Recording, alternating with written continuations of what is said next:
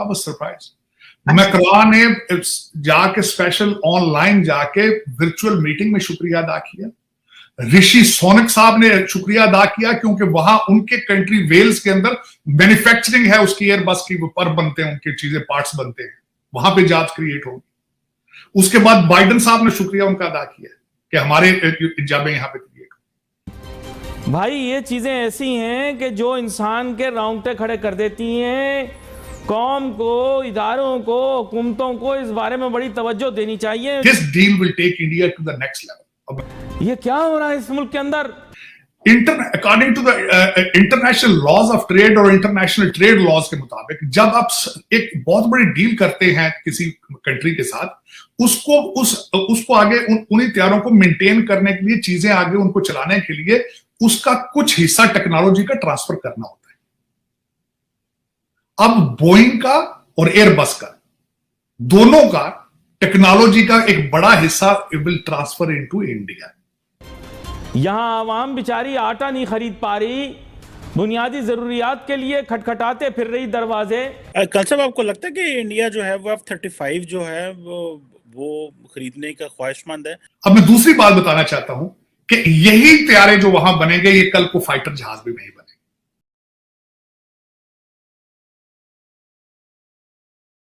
अच्छा सादिक साहब, जहां ये सब है वहीं पर हम ये देख रहे हैं, जो हम ये बात कर रहे हैं, आप ये देखिए कि आपने तफसीली इसके ऊपर फरमाया कि टिम हॉर्टन्स के सामने एक ऐसा मुल्क जो कि दिवालिया हो रहा है, वहीं पे हम दूसरी तरफ देख रहे हैं। और आपने जब साथ में ये भी कहा कि वहां पर इन्फ्लुएंस है, लॉबिंग है वहां पर, तो अब एक बहुत बड़ा एग्रीमेंट हुआ है जिसके ऊपर सब बात करें इस वक्त, $100 बिलियन से जो है वो उसकी जो उन्होंने एयरक्राफ्ट और प्लेन्स जो हैं और उसकी जो परचेज हुई है उसके ऊपर बाकायदा शुक्रिया अदा किया गया है इंडिया का। आपके प्रेसिडेंट बाइडन, उन्होंने बाकायदा थैंक्स अदा किया और उसकी वजह से आपकी के कंट्री में मिलियन जॉब्स क्रिएट।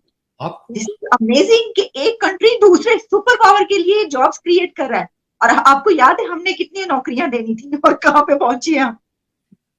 देखें, उसका मैं बताना चाहता हूं आगे उसका आपने एक और चीज जो एक तो चले मैंने उसकी पूरी स्टोरी उसके बारे में पढ़ी और आई वाज सरप्राइज। मैक्रोन ने जाके स्पेशल ऑनलाइन जाके वर्चुअल मीटिंग में शुक्रिया अदा किया। ऋषि सोनक साहब ने शुक्रिया अदा किया क्योंकि वहां उनके कंट्री वेल्स के अंदर मैन्युफैक्चरिंग है उसकी, एयरबस की पर बनते हैं, उनकी चीजें, पार्ट्स बनते हैं, वहां पे जॉब्स क्रिएट होगी। उसके बाद बाइडन साहब ने शुक्रिया उनका अदा किया कि हमारे जॉबें यहां पे क्रिएट। लेकिन इसके साथ क्या होगा, जो सबसे बड़ी बात मैं बताना चाहता हूं, जो कि मैं समझता हूं कि India this deal will take India to the next level. अब मैं दो चीजें बताना चाहूंगा। According to the international laws of trade और इंटरनेशनल ट्रेड लॉज के मुताबिक जब आप एक बहुत बड़ी डील करते हैं किसी कंट्री के साथ, उसको आगे उन्हीं तैयारों को मेंटेन करने के लिए, चीजें आगे उनको चलाने के लिए उसका कुछ हिस्सा टेक्नोलॉजी का ट्रांसफर करना होता है।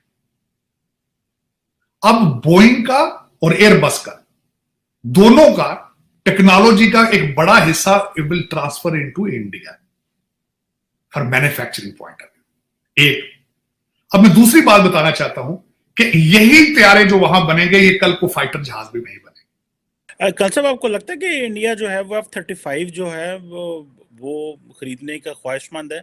सुनने में यही आ रहा है कि इंडिया और अमेरिका की डील नहीं हो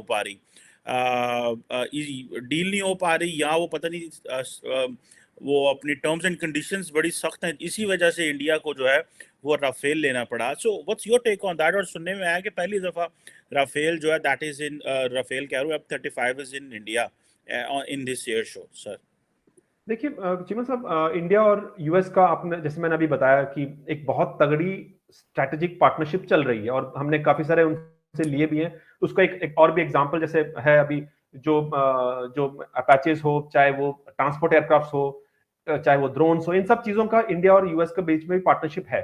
जहां तक फाइटर्स का बात है, अभी तक हमने यूएस से कोई फाइटर्स लिए नहीं है। और जहां तक F-35 की बात है, F-35 जो 6th generation, 5th generation, 6th generation aircraft की तरफ जाता है वो, तो वहां पर भारत अपना खुद का एक 6th जनरेशन या 5.5 जनरेशन कहते हैं, जो AMCA advance medium combat aircraft, उसकी बात चल रहा है। तो मेरे ख्याल से अपना F-35 को मेरे अभी तक, क्योंकि मैं एक प्योर एक डिफेंस एनालिस्ट के तौर पर कर रहा हूँ, एक F-35 का ना इंडिया ने कोई मांग की है कि हमें ये चाहिए, और ना मेरे ख्याल से F-35 यूएस भी ऑफर करेंगे, क्योंकि यूएस का भी अपनी एक स्ट्रेटजी होती है। तो मेरे ख्याल से उनको पता है कि इंडिया का we are not looking at F-35, क्योंकि हमारी रिक्वायरमेंट्स अलग है और हम उस तरफ से बढ़ रहे हैं। और मेरे ख्याल से भारत कोशिश कर रहा है कि एक AMCA का जो एडवांस, जैसे भी LCA आया है, इसी का एडवांस वर्जन का जो जब AMCA आएगा तो वो India I think is focusing on that आज की तारीख में। तो F-35 is not in the scheme of things जहां तक एयरफोर्स की बात है। अच्छा कल साहब, जिस तरह मैं आपने बताया, मैंने भी इसमें पढ़ा कि जो यूएस का जो डेलीगेशन है वो तकरीबन 27 साल एयर शो की हिस्ट्री में सबसे बड़ा डेलीगेशन जो है वो आया।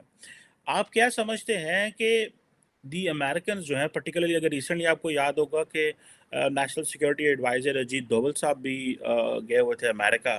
सो यही बात मेन की जा रही है कि अमेरिकन जो हैं वो चाहते हैं कि इंडिया की रिलायंस ऑन रशिया के ऊपर कम हो। इस सारी आज की इस एयर शो में रशिया का कोई जिक्र नहीं कर रहा, but everybody is talking about US US US, celebrate कर रहे हैं, फ्रांस का जिक्र कर रहे हैं, बोइंग की बात हो रही है, एयरबस की बात हो रही है, रशिया का कोई जिक्र नहीं। सो ये जो चीज है, आप समझ रहे हैं कि स्लोली स्लोली इंडिया जो है वो रशिया से पीछे हटेगा। नॉट के वो शो भी नहीं होगा, लेकिन वो जारी बात है, आपने ताल्लुक खत्म तो नहीं करना होता, लेकिन आपने किसी और से ताल्लुक बढ़ा लेना होता है। डू यू थिंक कि ये चीज है? क्योंकि रशिया का कोई नाम नहीं ले रहा आज सारे, और अगर रशिया का नाम ले भी रहे हैं इंडिया में तो वो इसी सेंस में ले रहे हैं कि हमने तेल ले लिया $25 अरब का और हम उसको एक्सपोर्ट कर रहे हैं और हमें फायदा है। सो आप इसको कैसे देखते हैं ये चीज?